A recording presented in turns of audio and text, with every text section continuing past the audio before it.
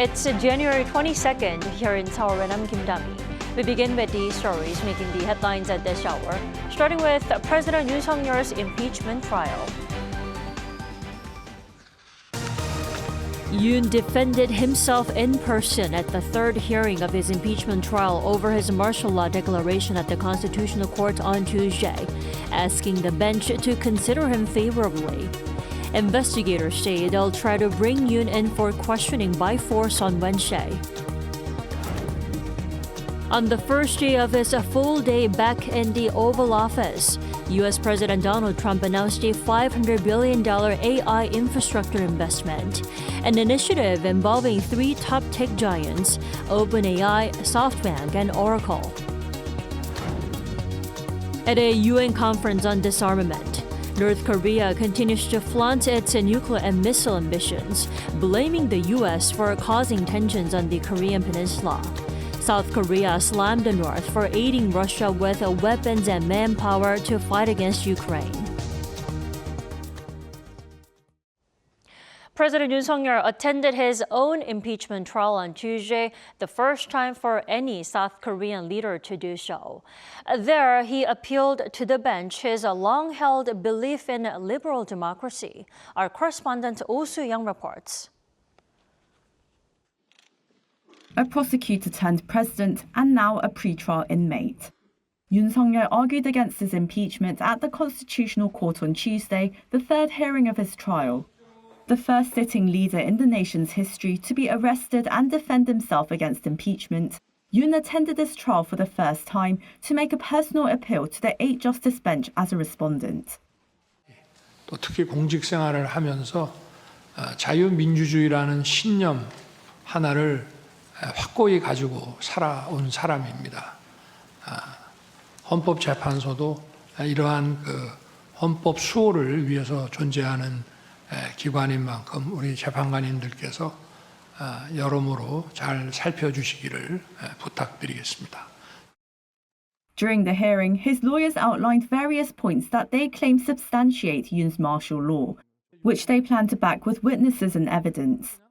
First, they cited the opposition-led National Assembly's abuse of impeachment power against high-ranking officials, indiscriminate budget cuts on key military, nuclear energy and welfare programs essential to the country's future, public livelihoods and safety.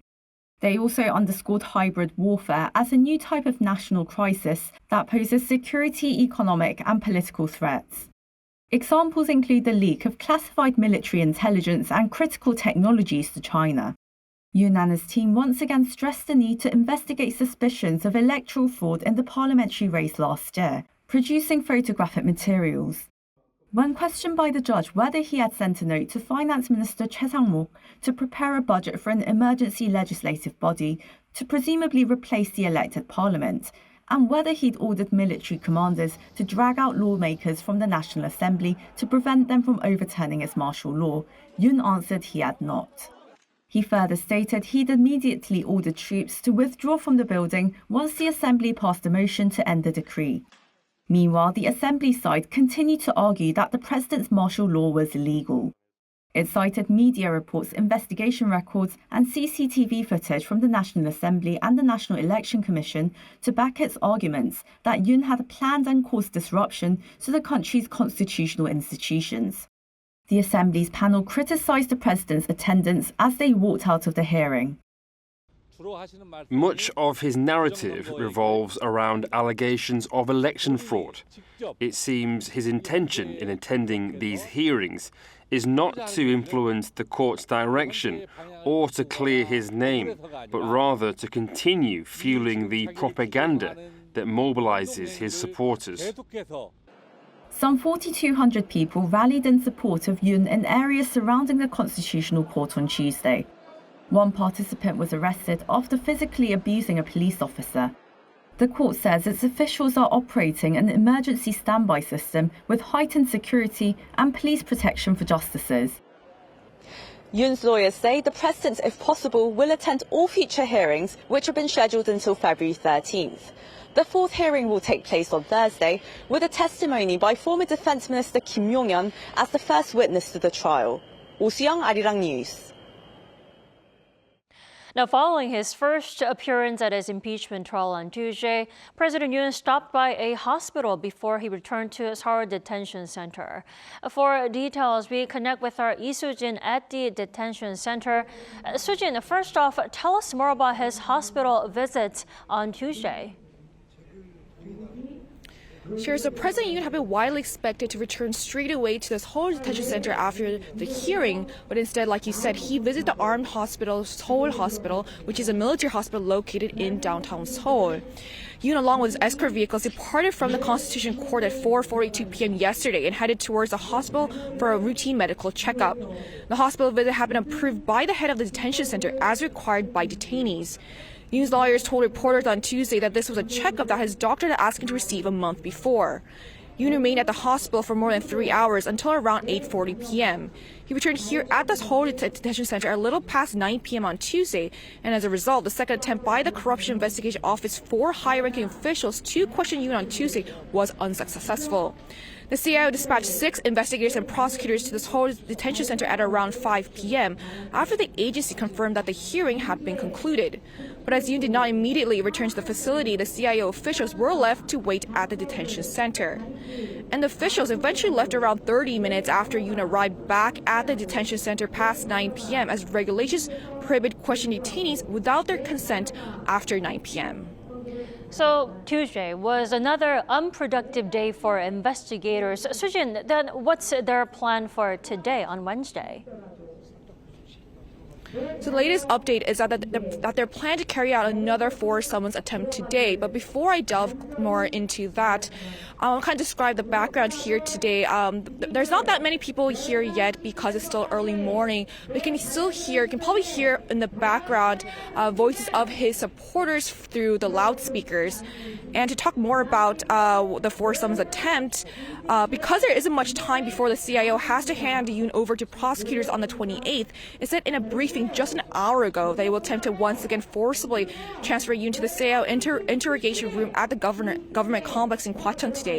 The CIO has considered both options of carrying out forced summons and an on-site investigation. The latter of those was often seen in cases involving former presidents. Yoon's lawyers, however, are maintaining their stance of refusing to comply with the CIO investigation, saying that as they plan to attend all the impeachment hearings at the Constitutional Court, they need time to prepare. So we should expect more people to gather at the detention center as CIO has warned that they will try to bring Yoon in by force today. Soo-jin, please do update us on the investigations into Yoon's supporters who attacked the court that issued the former arrest warrant against Yoon this past weekend. It's clear that the prosecutors are definitely moving forward with making sure that the people that stormed the court are held accountable for their actions. Legal sources revealed on Tuesday that prosecutors on Monday requested detention warrants for 46 people who were apprehended after Sunday's riots. The 46 individuals face charges of trespassing on court premises and vandalizing the building. Out of the 46 people, 6 of them were revealed to be in their 20s and 19 of them in their 30s, and their lawyers currently claiming that the incident was triggered by right-wing YouTubers. And the decision on whether the warrants is expected to whether issue the warrants is expected to take some time to be made due to a large number of warrant requests. And that's all I have for now. Back to you, Tami. Soo-jin, thank you for the update. That was our Lee Soo-jin reporting live from the Seoul Detention Center this morning.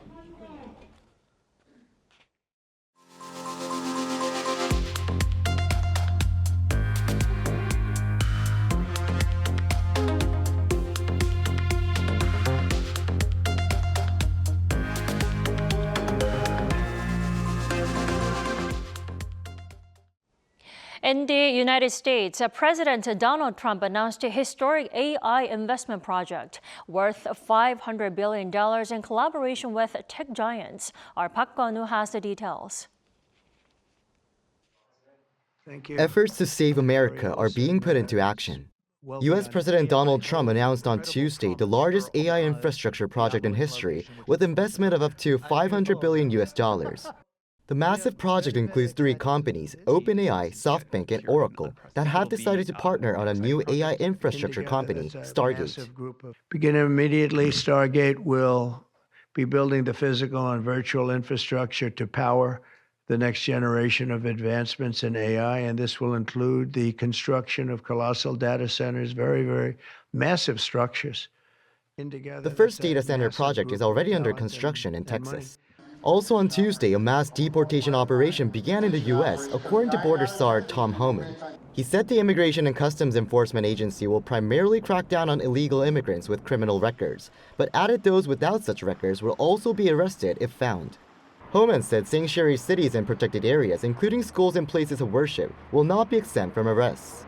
Trump also hinted at a tax war with a memorandum after taking office, which threatened to double tax rate for foreign nationals and companies in the U.S. in response to discriminatory taxation on U.S. multinationals by other countries. He also mentioned potentially withdrawing from the OECD Global Tax Pact that allows other countries to levy top-up taxes on U.S. companies. Trump also spoke about imposing tariffs. We're thinking in terms of 25% on Mexico and Canada, I think February 1st. Canada's Prime Minister said it'll respond robustly if unfair tariffs are imposed to protect the country's interests. Trump also spoke about possible tariffs on China early next month. However, investment banks Morgan Stanley and Goldman Sachs echoed opinion in Wall Street that Trump's recent comments on tariffs were quite moderate, but also noted related uncertainties remain in the coming days. With easing concerns, the New York stock market, including the Dow Jones 30, closed strongly on Tuesday, up by more than 1.2% from the previous session. 박건우, Arirang News.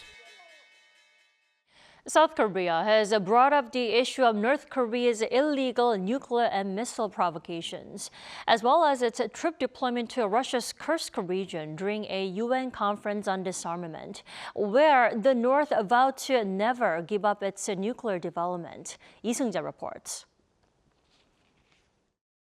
The UN conference on disarmament was held on Tuesday in Geneva, Switzerland, with much of the attention on North Korea. At the meeting, North Korean ambassador to the UN office in Geneva, Cho Chol-soo, slammed the U.S. for conducting aerial intelligence activities against the regime since the beginning of the year. He further criticized the simulated nuclear war exercises being conducted on the Korean peninsula and U.S.'s strategic bombers being deployed to the region. Cho said that U.S. political and military provocations are what's causing armed conflicts and undermining regional stability. He further stressed that a strong national defense force is the only way to protect peace and vowed to deter all military provocations by hostile forces. The envoy concluded his remarks by saying that as a responsible nuclear state, the North will continue its efforts to prevent all forms of war and protect peace and stability. In response, Kim Il-hoon, counselor at South Korea's permanent mission to Geneva, pointed out that North Korea not only provides Russia with a large quantity of lethal weapons and ballistic missiles, a violation of UN Security Council resolutions, but also dispatched more than 11,000 troops. Kim pointed out the recent capture of 2 North Korean soldiers as evidence of North Korea's participation in the Ukraine war. He also stressed that North Korea lowering its threshold for a nuclear attack is a present-day threat, adding that it goes against peace and stability in the region. However, Kim still emphasized the importance of holding talks, saying that the only way North Korea can benefit is through dialogue and diplomacy. Lee Seung-jae, Arirang News. North Korea reported on U.S. President Donald Trump's election win and inauguration for the first time on Wednesday morning, and just a day after Trump officially made it back to the White House. Let us discuss more with Professor Robert Kelly this morning. Thanks for joining us. Hi, thank you for having me. So, North Korea's report on Trump's election win, what should we read into that? I think the North Koreans will probably respond to Trump the way they did 4 years ago, which is that they'll listen to him, they'll engage him if he comes forward, if he actually brings some kind of real concrete concessions. For example, Trump and the Secretary of State nominee, Pete Hegseth, have both referred to North Korea as a nuclear power. That's kind of status recognition that North Korea wants. So as long as the Trump administration continues to signal in that way to North Korea, right, if they say, maybe we'll relieve some sanctions or something like that, I think the North Koreans will come and talk. But I think the idea that the two of them have some kind of bromance or something like that, or that, Donald Trump and Kim Jong-un are friends or something. Trump really loves to emphasize that. I would be pretty surprised if the North Koreans talk like that again. They did all that with Trump 4 or 5 years ago and nothing really came of it. Well, can we say the regime is welcoming back Trump? I mean, would you say the North is leaving a door open for Trump and possible talks with Trump? Yeah, I think so. I mean, certainly Trump is more willing to engage North Korea on a transactional basis, right? Transactionalism is the term we often use to describe Trump's approach to foreign policy, right? Trump is much more willing to engage North Korea one-to-one without worrying about issues of ideology or alliance commitments to South Korea, broader commitments to liberalism, North Korea's human rights record. A lot of those things have made it difficult for U.S. presidents in the past to approach North Korea. Trump is the only one who ever talked to a North Korean leader directly, in part because we wanted to only do that in coordination with South Korea. We wanted to make sure the North Koreans moved a little bit on issues like human rights because, you didn't want the American president meeting some really bloodthirsty dictator. And Trump just dismissed all of that and just went and, he just went in there, right? I mean, he didn't really prepare. He just kind of got off the plane and even walked over to DMZ for a moment. So I think that, if you're the North Koreans, I mean, this is the kind of American leader that you want. He's not going to talk about human rights. He's not going to talk about the alliance. Probably not going to bring up nuclear weapons too much. I mean, he's looking for a deal. That's how Trump thinks. Well, we have to talk about Trump calling North Korea a nuclear power on the inauguration day. Now, where is this recognition coming from? I mean, does it mean there'll be no denuclearization talks? So first of all, I think that it doesn't make this has gotten a lot of sort of hype in the U.S. and South Korean media because of the concern that we officially recognize North Korea as a nuclear weapon state. I actually don't think that Donald Trump is really aware that it's all that important or that it's important to not say that, or that this is some kind of official designation that would be made. And I think Trump just kind of said it. In the same way that I think Pete Hegseth, the Secretary of State designate, Secretary of Defense designate, I think he just said it in part because he used to be a Fox News television host. I mean, he's really not well versed in these kinds of things. I think more important, certainly that's what North Korea wants to hear. But I think more important will be the actual formal white papers that begin to come from the Trump administration on defense issues. The most important is the national security strategy. The Trump people produced one back in 2017. They'll probably produce one in the next year or so, and there is where you will see the official position of the Trump administration on North Korea. And there Trump will, if Trump wants to recognize North Korea as a nuclear weapon state, he will run into a lot of resistance probably from South Korea, certainly from Congress, from the U.S. foreign policy community, from the Defense Department. I mean, there are a lot of people out there who don't want North Korea officially recognized as a nuclear weapon state. We worry about what that means for North Korea's proliferation or use of these things. We worry about what that signals to Iran and other states that might like to build nuclear weapons. So I think that's just Trump shooting off the cuff. That's just Trump talking. So maybe we are overanalyzing Trump's, A little bit. Yeah. Well, then the speculations are high that there'll be smaller deals between Trump and Kim Jong-un. What's your take on it? And do you think Kim will agree to any of those smaller deals that Trump will offer? Yeah, I have always thought in my own writing, my own sort of work on North Korea negotiation, I've always argued that smaller deals are the way forward because the gaps between the U.S. and North Korea, between South Korea and North Korea are enormous, right? There's a very wide ideological distance. The strategic issues are really deep and long set, reaching all the way back to the 1950s, right? It's very, very difficult to do a kind of like big breakthrough, one and done kind of mega deal with North Korea. There are huge issues of trust and sequencing, which make all of that extraordinarily difficult, which is probably why Donald Trump didn't get that super deal back in 2018. And I think the better approach is to sort of do small step-by-step little bits where you sort of get a little bit from the North Koreans and we give up a little bit in exchange. You could repeal one sanction in exchange for the North Koreans allowing, cameras into one of their nuclear plants or something. I mean, there's all kinds of modalities that we can discuss, but I certainly agree that small deals that build incrementally towards a larger breakthrough are much more likely to work than one kind of summit that clears the air and just revolutionizes the relationship. That's extraordinarily difficult to do. It's very rare in diplomacy. And to be also, too, quite honestly, I'm not sure Donald Trump knows enough about the issues that are actually relevant here to sort of broker a big breakthrough deal, right? Trump would have to learn a lot about ballistic missiles and nuclear weapons and Korean history, and and he didn't do that the first time, right? He just flew into Singapore and got off the plane. Right. So, I'm not sure that a mega deal is in the cards. It's just too difficult. Well, I'm sure Trump's learned his lessons. Professor Kelly, before I let you go, how likely is it do you think that Trump will invite and get Seoul involved in possible future Trump-Kim dialogue? I mean, any reason for Trump to have Seoul play a role in Trump-Kim engagement? In fact, I think Trump will not do that on purpose. Donald Trump loves being the center of attention. He loves being congratulated by others and being seen as the sort of man of action who did things. And he very clearly and purposely cut South Korea out of the previous negotiation. I mean, it actually got to the point where Moon Jae-in was signaling to the Americans in 2017 that the United States could not attack North Korea without South Korea's permission, which, by the way, I think is a good thing, right? We shouldn't start a war over the heads of the South Korean public. Not. And yeah, I agree. And Donald Trump just doesn't think that way. He just doesn't. Donald Trump likes to bully small states, right? He's talking about absorbing Greenland and, like, you know, taking back the Panama Canal, right? I mean, he's just not going to respond to a mid-sized ally like South Korea saying, you know, you have to pull us into these conversations. I hope he does, but that is not Trump's record in dealing with weaker states. So I would be surprised if he did. Well, in the near future, we'll have to get back to you for roles that Seoul has to play so that we don't get left out or passed. Thank you so much for sharing your insight with us. We appreciate it. Thank you for having me. In other news, more than 1.3 million people are expected to travel overseas from the domestic airports during this year's Lunar New Year holiday period. According to data submitted on Wednesday by Democratic Party lawmaker Yum Tae-young, a member of the National Assembly's Land, Infrastructure and Transport Committee, around 1.34 million people will travel overseas from 6 international airports in South Korea over a period of 10 days from Friday to February 2nd. During this period, more than 1 million are expected to travel from the Incheon International Airport. Now, the second day of the Lunar New Year holiday, January 25th, is expected to see the largest number of passengers leave the country. In response to the increased demand, the Transport Ministry has increased the total number of flights by 7%.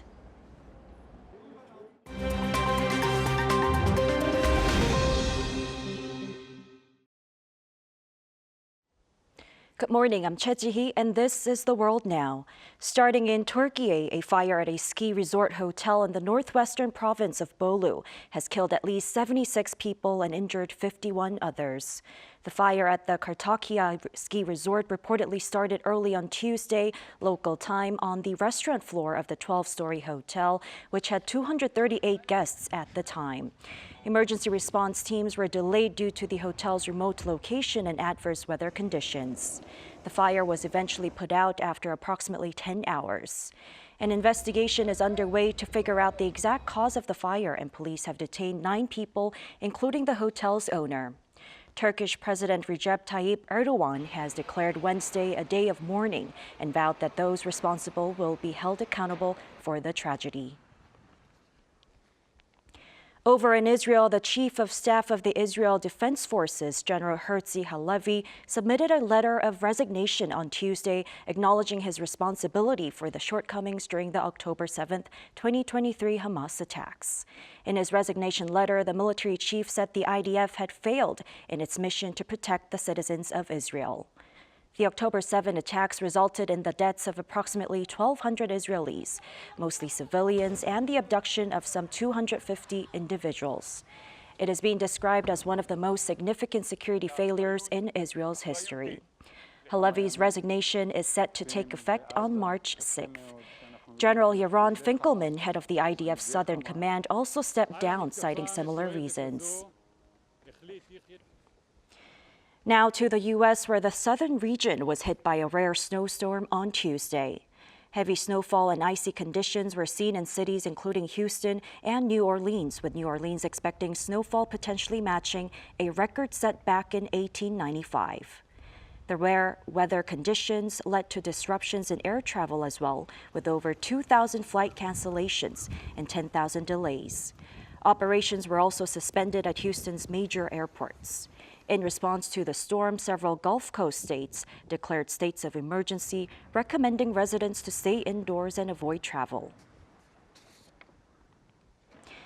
In London, the 71st annual Toy Fair is underway at the Olympia Exhibition Hall. The fair runs until January 23rd and showcases toys from over 250 exhibitors, including Spin Master, the Lego Group, and Gibson's. This year's exhibition includes themes such as the booming kidult category, catering to adults who collect or play with toys. The kidult market accounted for 25% of UK toy sales in 2024. The fair also highlighted an increase in affordable pocket money toys, which accounted for nearly 30% of UK toy sales last year.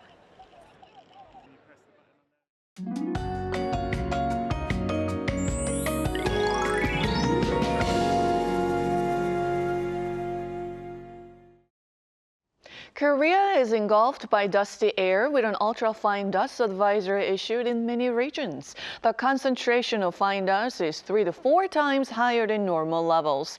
Other than in the east of Gangwon-do province and on Jeju, we need to keep dust-filtered mask on all day. Making matters worse, more dust will blow in this morning, and the capital and west coast had a rough commute with that thick morning fog. The east coast remains quite dry with a dry weather advisory being in place for more than a month now. Strong wind will be no help. Please be careful with anything that could start a fire. Afternoon highs will be 4 to 5 degrees higher than norms, topping out at 7 degrees here in the capital, Daegu, Busan at 12 degrees Celsius under partly sunny skies. Unusual warmth will keep dust in the air through the end of the week. Then this Seollal holiday next week will be a freezing one with much improved air. That's Korea for you, and here's a look at the international weather conditions.